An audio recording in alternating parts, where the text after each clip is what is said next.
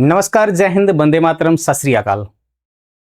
हम समझते हैं आप मस्त होंगे, जबरदस्त होंगे और अपने अपने पढ़ाई में व्यस्त होंगे। एक बार फिर मैं आपको आपका डिलाइटस क्लासेस के ऑनलाइन प्लेटफॉर्म पे बहुत बहुत स्वागत करता हूं। आज जैसा कि मैंने आपसे बताया था कि डेली आपको कंटेंट मिलेगा मेरी तरफ से, अल्टरनेट मिलेगा। एक दिन हिंदी का मिलेगा और एक दिन बायोलॉजी का मिलेगा। तो आज बायोलॉजी का टर्न है और पिछली बार मैंने आपको बता दिया था सामान्य परिचय, एक साइंस के विषय में मैंने आपको जानकारी दी थी। आज हम चालू करेंगे बायोलॉजी, ठीक है।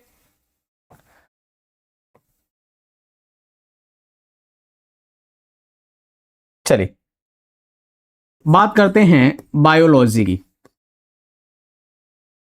ध्यान से देखिएगा, पहले तो हमें यह पता होना चाहिए कि सर बायोलॉजी जो है इस शब्द को किसने दिया था। तो बायोलॉजी जो शब्द है ना, ये याद रखिएगा, ये ग्रीक भाषा का शब्द, ग्रीक भाषा के शब्द एक आपका होता है बायोस और होता है लोगिया, ठीक है।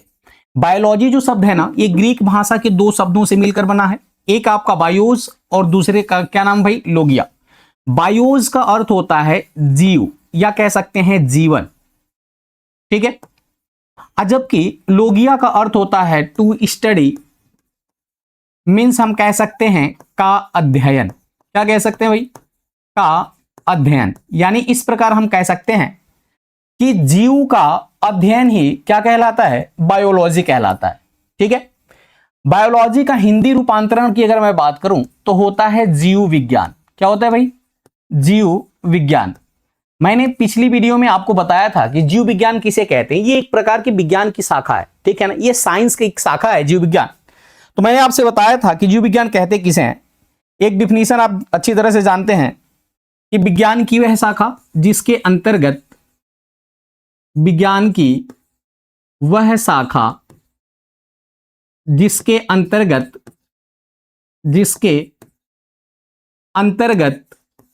विज्ञान की वह शाखा जिसके अंतर्गत जीव जंतुओं का अध्ययन किया जाता है, जीव जंतुओं का अध्ययन किया जाता है, उसे क्या कहा जाता है, जीव विज्ञान कहा जाता है, यानी बायोलॉजी कहा जाता है, ठीक है ना।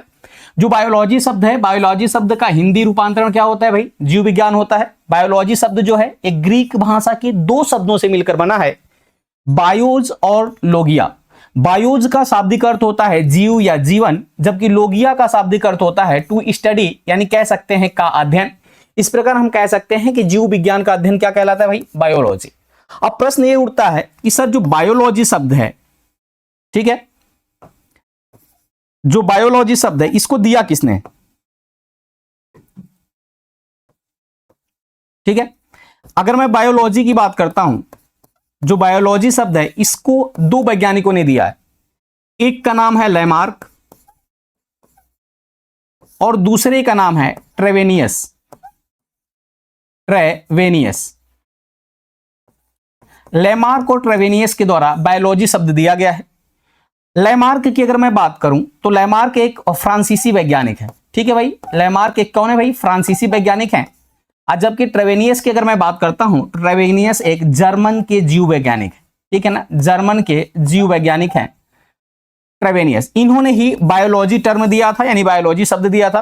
किस सन में दिया था, तो 1802 ईस्वी में। याद रखिएगा, बायोलॉजी टर्म किसने दिया था, तो लैमार्क और ट्रेवेनियस ने दिया था। किस सन में दिया था, 1802 ईस्वी में। उम्मीद करते हैं इतनी चीजें आपको अच्छी तरह से समझ में आई होंगी। एक बार फिर से मैं रिकॉल करता हूं। याद रखिएगा, मैंने आपसे कहा कि जो बायोलॉजी शब्द है वो ग्रीक के दो शब्दों से मिलकर बना है, बायोज और लोगिया से। बायोज का अर्थ होता है जीव या जीवन, लोगिया का अर्थ होता है टू स्टडी, यानी का अध्ययन।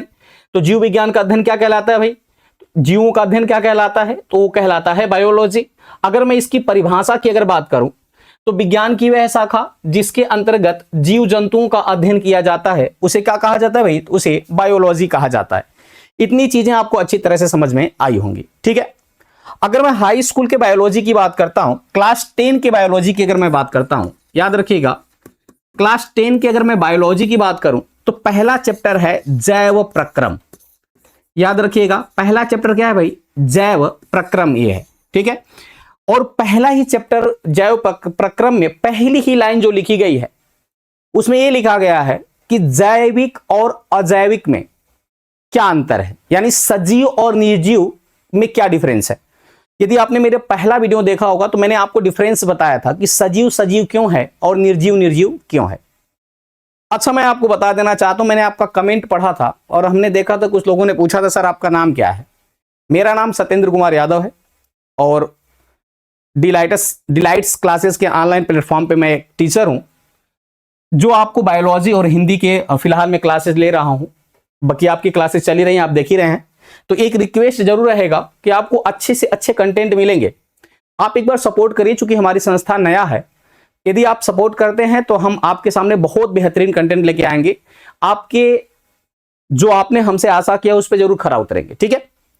तो चलिए हम बात करते हैं क्लास 10 की बायोलॉजी की। तो ये पहली बात है चैप्टर 6 से आप स्टार्ट होता है, चैप्टर नंबर 6 से स्टार्ट होता है जैव प्रक्रम, ठीक है। प्रश्न उठता है कि सर जैव प्रक्रम जो है ना ये दो शब्दों से मिलकर बना है। एक तो आपका होता है जैव और दूसरा शब्द क्या है भाई, प्रक्रम। अगर मैं जैव की बात करूं तो जैव का संबंध जीव से होता है, जबकि प्रक्रम का मतलब होता है क्रियाएं, ठीक है ना। प्रक्रम का मतलब क्या होता है, क्रियाएं। याद रखिएगा, जो जैव प्रक्रम चैप्टर है, पहले हमको इसका चैप्टर का मतलब पता होना चाहिए कि ये क्या चीज है। तो जैव प्रक्रम दो शब्दों से मिलकर बना है, जैव और दूसरा शब्द है प्रक्रम। यानी इस प्रकार कह सकते हैं कि जैव का मतलब होता है जीव और प्रक्रम का मतलब होता है क्रियाएं, ठीक है। इसका एक बार स्क्रीनशॉट लीजिए तो मैं आगे आपको जैव प्रक्रम का डिफिनेशन बताता हूं।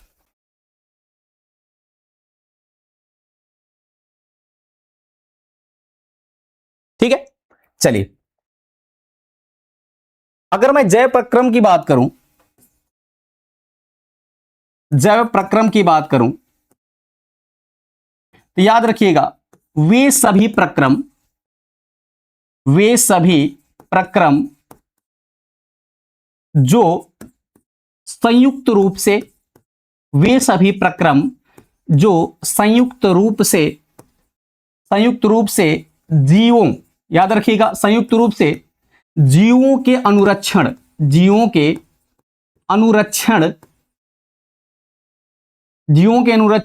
में सहायता करते हैं, जीवों के अनुरक्षण में सहायता करते हैं, उन्हें कहा जाता है जैव प्रक्रम, ठीक है ना। जैव प्रक्रम किसे कहते हैं भाई, तो आप बताएंगे कि वे सभी प्रक्रम जो संयुक्त रूप से जीवों के अनुरक्षण में सहायता करते हैं उन्हें कहा जाता है जैव प्रक्रम, ठीक है। अब बात करते हैं कि सर जो जैव प्रक्रम होता है, याद रखिएगा जो जैव प्रक्रम होता है इसमें एक शब्द आपको नजर आ रहा होगा, अनुरक्षण। क्या आ रहा है भाई, अनुरक्षण। अनुरक्षण का मतलब क्या होता है, अनुरक्षण का मतलब होता है मेंटेनेंस। अनुरक्षण का मतलब क्या होता है भाई, मेंटेनेंस। यानी हमारे शरीर को मेंटेन करने के जितने भी प्रक्रम का मतलब क्रियाएं उत्तरदायी हैं उन्हीं को कहा जाता है जैव प्रक्रम। चीजें क्लियर हो पाई। मैं एक बार फिर आपको बता दे रहा हूं कि हमारे जीव का मतलब होता है, मान लीजिए उसमें पेड़ पौधे पशु पक्षी सब आ जाते हैं, और हम भी एक बात करें जानवरों की श्रेणी में आते हैं, हम भी जानवर हैं, तो हम भी एक प्रकार के जीव हैं। तो हमारे, याद रखिएगा, हमारे क्रिया जो हमारे अंदर सारी क्रियाएं होती हैं उनके अनुरक्षण के लिए यानी मेंटेनेंस के लिए जितने भी प्रकार के प्रक्रम उत्तरदायी हैं उन्हीं को कहा जाता है जैव प्रक्रम। अब प्रश्न उठता है कि सर वो कौन कौन से प्रक्रम उत्तरदायी हैं, ठीक है। अब इसको नोट करिएगा, कौन कौन से प्रक्रम उत्तरदायी हैं। तो याद रखिएगा इसके अंतर्गत आ जाता है पाचन, जिसे अंग्रेजी में डाइजेशन कहा जाता है, ठीक है। दूसरा इसमें होता है, याद रखिएगा, पोषण, जिसे न्यूट्रिशन कहा जाता है। अगर मैं तीसरे की बात करूं तो तीसरा इसमें आ जाता है प्रजनन, जिसे रिप्रोडक्शन कहा जाता है, ठीक है। तीसरा आ जाता है प्रजनन, यानी इसे रिप्रोडक्शन कहते हैं, ठीक। इसमें चौथा आ जाएगा वृद्धि, जिसे ग्रोथ कहा जाता है।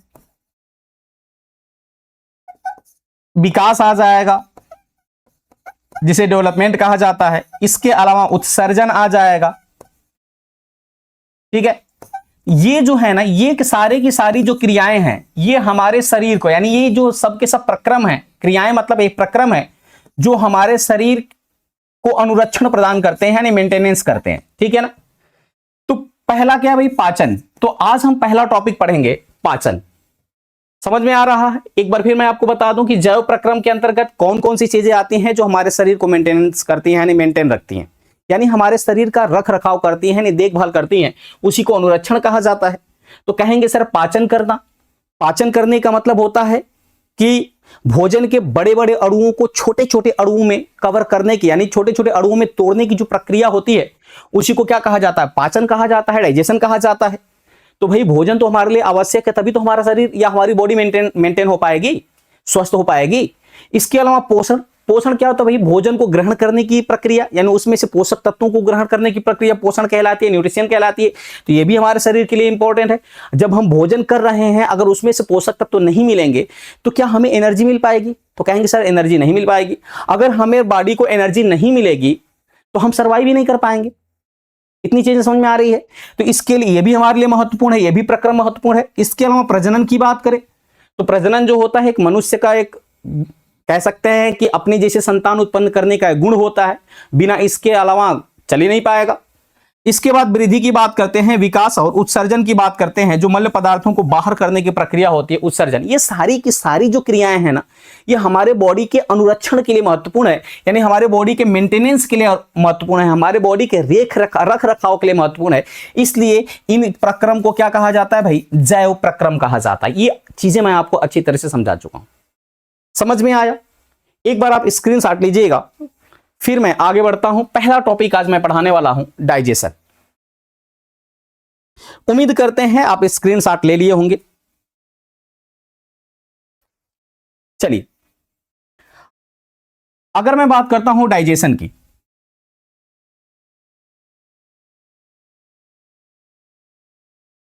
डाइजेशन की अगर बात करें तो पहले हमको पढ़ना होगा डाइजेस्टिव सिस्टम। क्या पढ़ना होगा भाई? Digestive system. देखिए डाइजेस्टिव का मतलब होता है पाचन। डाइजेस्टिव का मतलब क्या होता है? पाचन। और सिस्टम का मतलब होता है तंत्र। क्या होता है भाई? डाइजेस्टिव का मतलब होता है पाचन और सिस्टम का मतलब होता है तंत्र। यानी इस प्रकार कह सकते हैं कि पाचन तंत्र हमको पहले पढ़ना होगा, जो कि एक पहला महत्वपूर्ण प्रक्रम है हमारी बॉडी को मेंटेनेंस करने का, यानी अनुरक्षण करने का। ठीक है, अगर मैं पाचन तंत्र की बात करता हूं तो पहले हमें पाचन की डिफिनीशन पता होनी चाहिए कि पाचन कहते किसे। ठीक है, तो लिखिएगा, भोजन के बड़े बड़े अणुओं को, भोजन के बड़े बड़े अणुओं को छोटे छोटे अणुओं में, भोजन के बड़े बड़े अणुओं को छोटे छोटे अणुओं में विभक्त करने की जो प्रक्रिया होती है, विभक्त यानी तोड़ने। विभक्त का मतलब क्या होता है भाई? तोड़ना। विभक्त करने की जो प्रक्रिया होती है, विभक्त करने की जो प्रक्रिया होती है,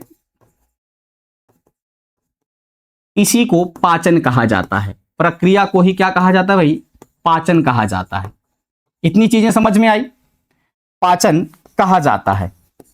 ठीक है, याद रखिएगा, भोजन के बड़े बड़े पार्टिकल, जैसे जब हम खाना खाते हैं तो हम क्या करते हैं भाई, खाना खाते वक्त रोटी का बड़ा टुकड़ा लेकर एक निवाला के रूप में मुख में रखते हैं, तो क्या वो सीधा हमारी कह सकते हैं आमाशय में चला जाता है? ऐसा तो है नहीं, उसके पीछे जो अंग है वो भी तो काम करते हैं। तो याद रखिएगा, इस पाचन में जो अंग सहायक होते हैं, पाचन की प्रक्रिया में जितने भी अंग सहायक होते हैं उनको सामूहिक रूप से तंत्र कहते हैं, यानी पाचन तंत्र कहते हैं। तो हम कह सकते हैं कि पाचन में जो अंग सहायक होते हैं, पाचन में जो अंग सहायक होते हैं, पाचन में जो अंग सहायक होते हैं, उनको संयुक्त रूप से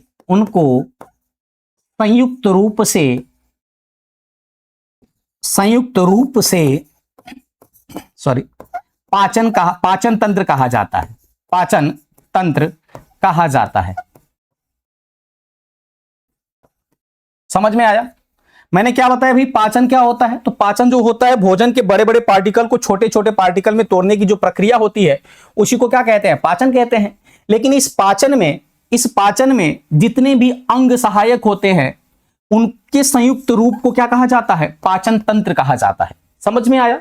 तो यहां से पाचन तंत्र का डिफिनीशन आपको अच्छी तरह से समझ में आ गया होगा। अब प्रश्न उठता है कि सर जो पाचन तंत्र है इसमें क्या क्या उत्तरदायी होता है? कौन से ऑर्गन उत्तरदायी होते हैं? कौन सी ग्लैंड उत्तरदायी होती है? तो याद रखिएगा, अगर मैं डाइजेस्टिव की बात करता हूं यानी पाचन की बात करता हूं, तो पाचन में याद रखिएगा एक तो ग्लैंड होती है जिसको हिंदी में कहते हैं ग्रंथि, एक ग्रंथियां सहायक होती है। दूसरी होती है एलिमेंट्री कैनाल। क्या होती है भाई? एलिमेंट्री कैनाल, जिसको हिंदी में कहते हैं आहार नाल। क्या कहते हैं भाई? आहार नाल। यानी कि डाइजेशन में यानी पाचन में क्या क्या सहायक होते हैं भाई? तो आप कहेंगे सर एक तो ग्लैंड होती है, दूसरी क्या होती है? एलिमेंट्री कैनाल यानी आहार नाल जो है ये सहायक होता है। ठीक है, अब ये पूछा जाता है कि सर ग्लैंड क्या होता है? ठीक है ना, देखिए यही कंफ्यूजन होता है। ग्लैंड यानी ग्रंथि, ग्रंथि किसे कहते हैं ये आपको पता होना चाहिए। ठीक है, एक बार स्क्रीनशॉट ले लीजिएगा। चलिए, अगर मैं ग्लैंड की बात करता हूं, ग्रंथि की बात करता हूं, तो याद रखिएगा ग्लैंड कहते किसे हैं? पहली बात, यानी ग्रंथि कहते किसे हैं? देखिए दो शब्द, एक शब्द होता है आर्गन जिसको अंग कहा जाता है। क्या कहा जाता है? अंग। एक शब्द होता है ग्लैंड जिनको क्या कहा जाता है भाई? ग्रंथि कहा जाता है। तो ग्रंथि और अंग में क्या डिफरेंस है ये आपको जानना पड़ेगा। देखिए अंग क्या होता है भाई, पहले ग्रंथि को जान लेते हैं। ग्रंथि क्या होती है, ग्लैंड क्या होता है? तो याद रखिएगा जो या तो जूस या एंजाइम, या कह सकते हैं जूस एंजाइम, या फिर कह सकते हैं, ठीक है,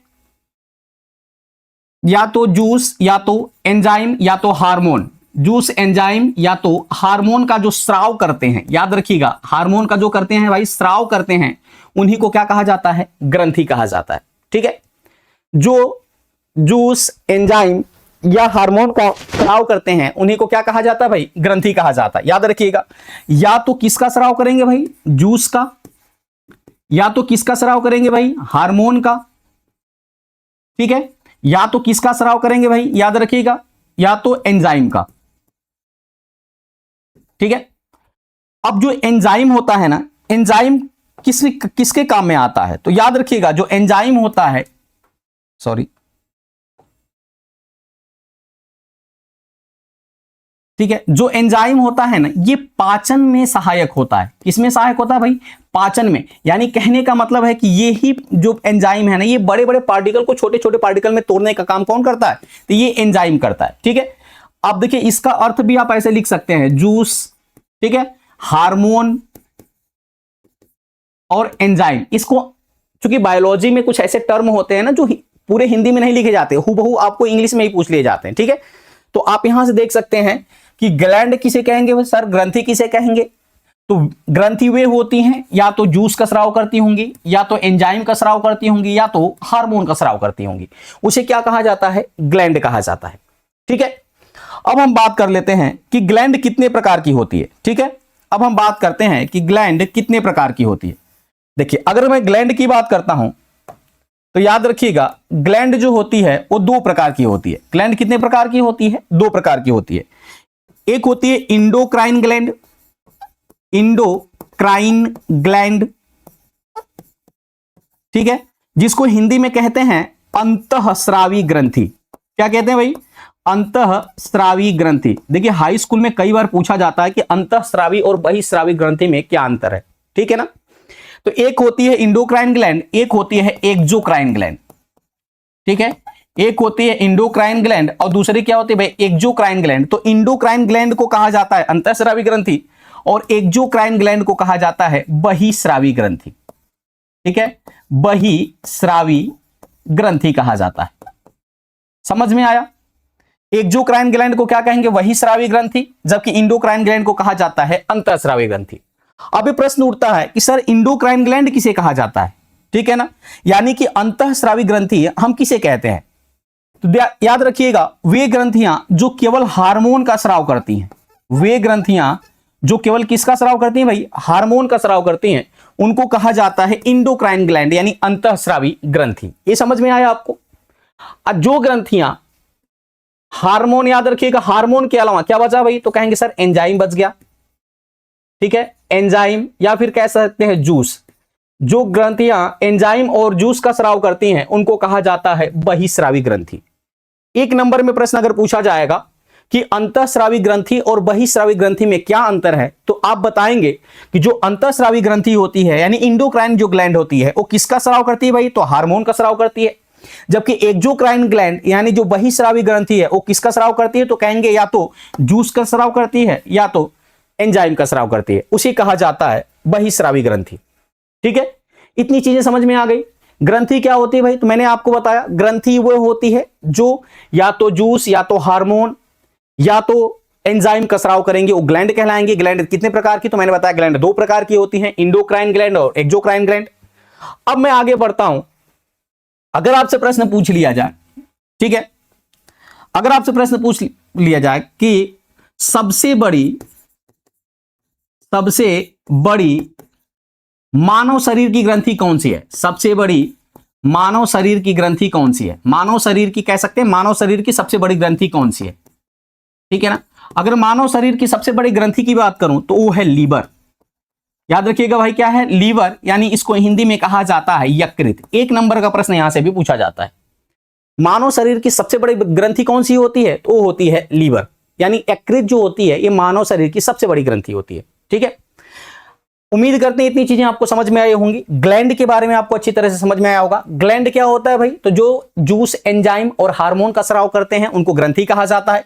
आप चाहो तो डिफिनेशन मैं यहां लिख दूं, जो जूस, ठीक, हार्मोन, जो जूस, हार्मोन व एंजाइम का स्राव करती हैं, जूस, हार्मोन व एंजाइम का स्राव करती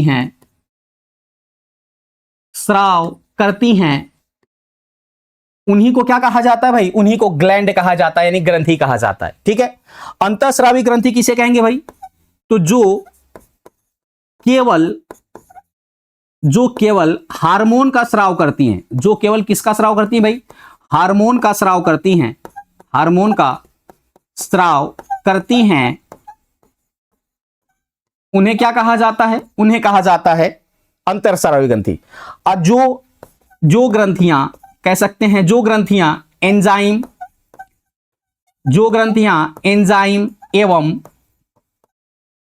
एवं जूस का स्राव करती हैं, जूस का मतलब कोई शरबत की बात मैं नहीं कर रहा, जूस का मतलब होता है पाचक रस। याद रखिएगा, जूस का मतलब क्या होता है, पाचक रस।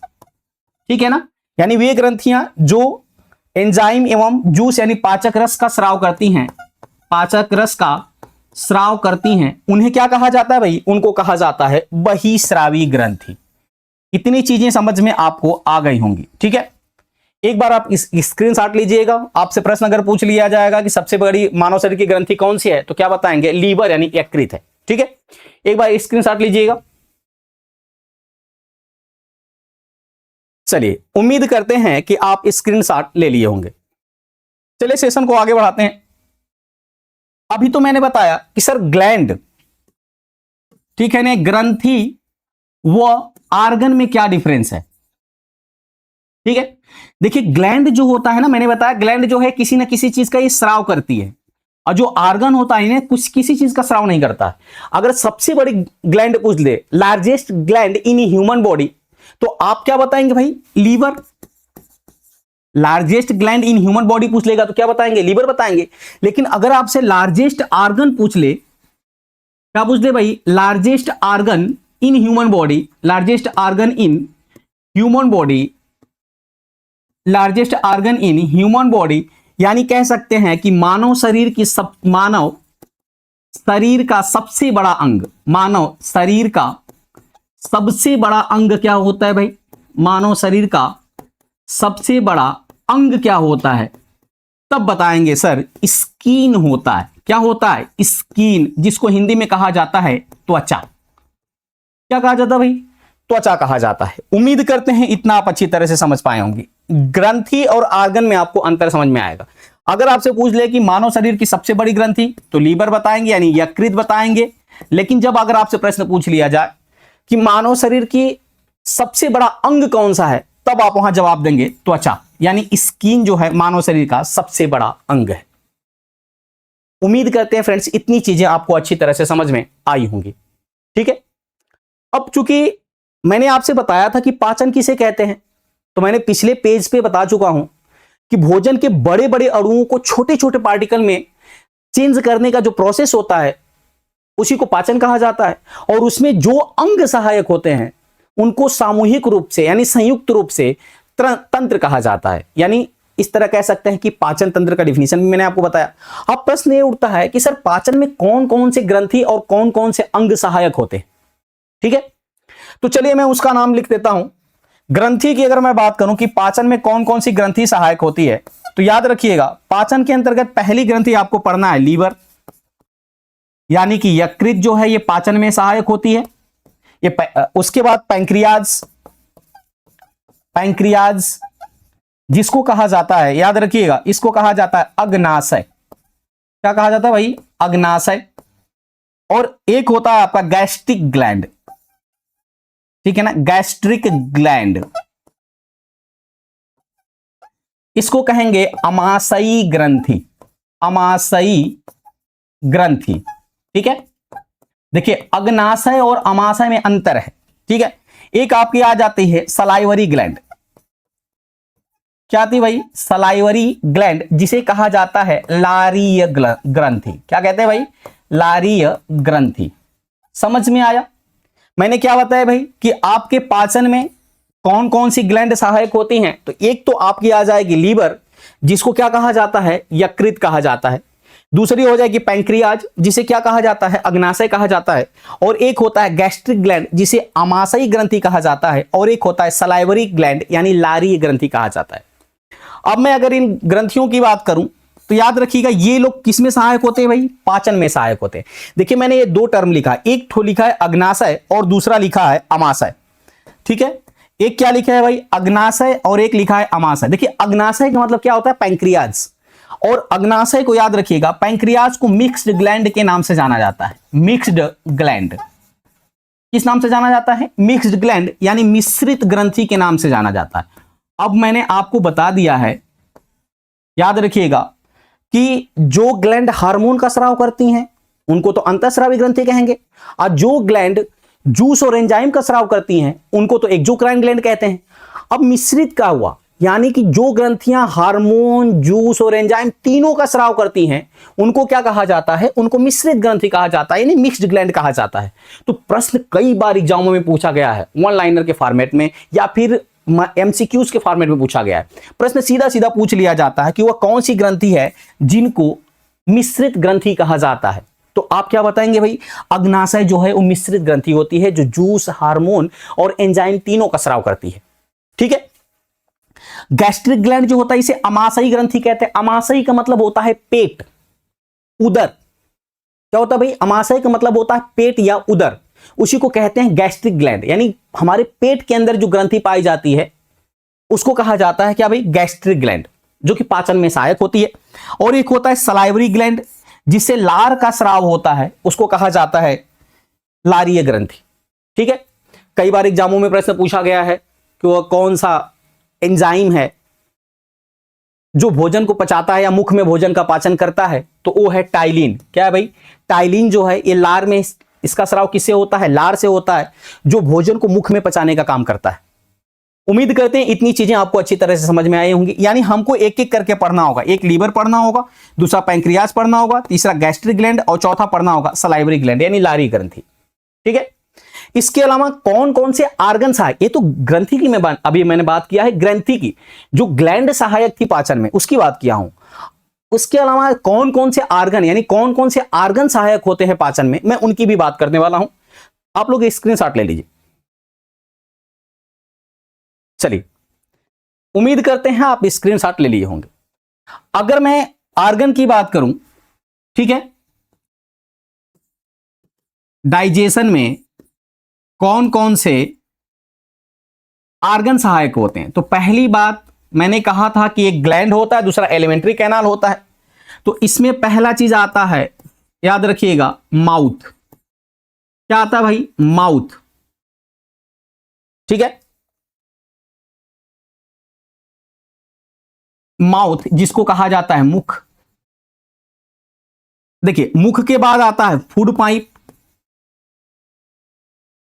ठीक है, क्या आता है भाई? फूड पाइप आता है। इसके बाद आ जाएगा आपका, ठीक है, माउथ हो गया, फूड पाइप हो गया। इसके बाद आपका आ जाता है स्मॉल इंटेस्टाइन,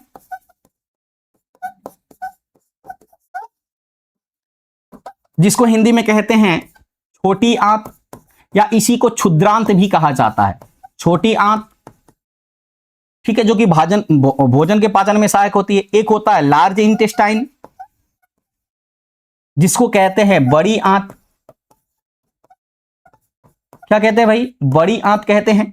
ये भी किसमें सहायक होते हैं? तो भोजन के पाचन में। एक प्रश्न पूछा जाता है कि भोजन का पूर्ण रूप से पाचन कहां होता है, तो याद रखिएगा, भोजन का पूर्ण रूप से पाचन कहां हो जाता है? स्मॉल इंटेस्टाइन यानी छोटी आंत में होता है। अभी मैं एक एक करके आपको पढ़ाने वाला हूं। अगर मैं मुख की बात करता हूं तो ये प्रश्न यहां से भी पूछा जाता है कि भोजन का पाचन जो है कहां से शुरू होता है? भोजन का जो पाचन है वो कहां से शुरू होता है? तो आप बताएंगे मुख से। भोजन का जो पाचन है कहां से शुरू होता है? वो होता है मुख से। ठीक है ना। अब मुख के अंदर दो चीजें हमको पढ़नी है। एक तो पढ़ना है टीथ, यानी कह सकते हैं दांत, दांत के विषय में। दूसरा पढ़ना है टंग। एक मिनट,